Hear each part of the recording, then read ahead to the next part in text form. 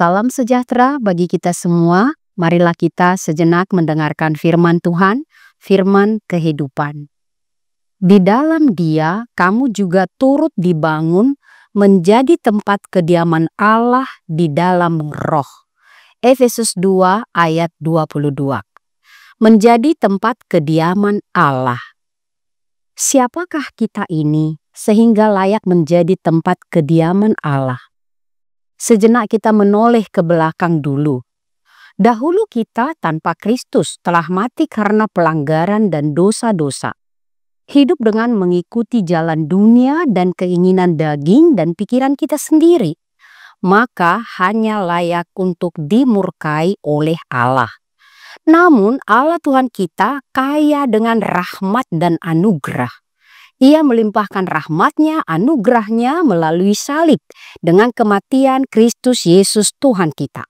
Tembok pemisah kita dengan Allah yaitu perseteruan disaliblah dilenyapkannya. Kita mendapat anugerahnya dan diciptanya menjadi manusia baru. Kita dahulu jauh, sekarang menjadi dekat karena darahnya yang kudus. Kita diperdamaikan dan damai sejahtera menjadi milik kita semua orang percaya dari berbagai latar, suku bangsa yang beragam dan berbeda. Karena Kristus maka semua orang percaya menjadi satu dalam kerajaannya. Semua menjadi warga kerajaannya.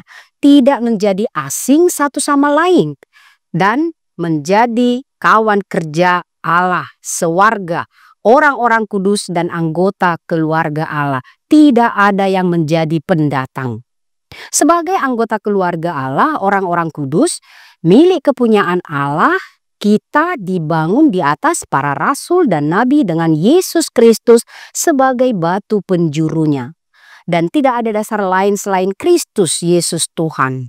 Di dalam Dia kita tumbuh, seluruh bangunan itu tumbuh, yakni umatnya, persekutuannya dan kesaksiannya, diakonianya, pengajarannya, ibadahnya dengan rapi tersusun. Allah menginginkan kerapian, keteraturan untuk semua milik kepunyaannya baiknya. Rapi pelayanannya, yang dilayani dan yang melayani. Rapi semuanya tersusun. Ada aturan dan nilai-nilai yang terus dibangun melalui hidup dan pengajaran yang konsisten dilakukan oleh semua warga kerajaan Allah.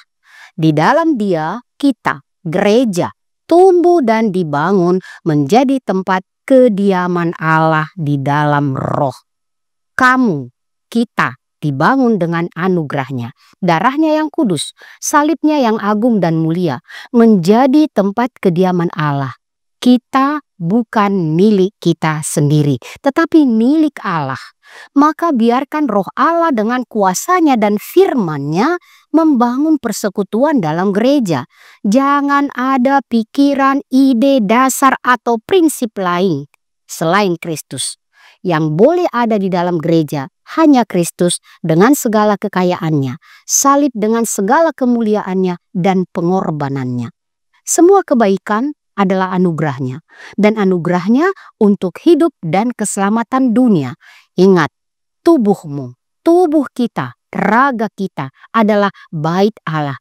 Mari kita semua muliakan Dia dengan semua yang ada pada kita hari ini dari Allah. Tangan bekerja untuk Tuhan, terbuka menolong orang yang lemah. Kaki kita melangkah berjalan memberitakan kebaikan Tuhan. Mulut kita bercakap yang benar. Jari kita menulis setiap huruf dan rangkaian kata yang boleh membangun dan menolong orang-orang yang putus asa dan berbeban. Perilaku kita menjadi cermin kebaikan Kristus. Menjadi tempat kediaman Allah, terbuka memberikan perlindungan dan pertolongan, doa dan harapan bagi semua dan bagi dunia. Amin. Kita berdoa.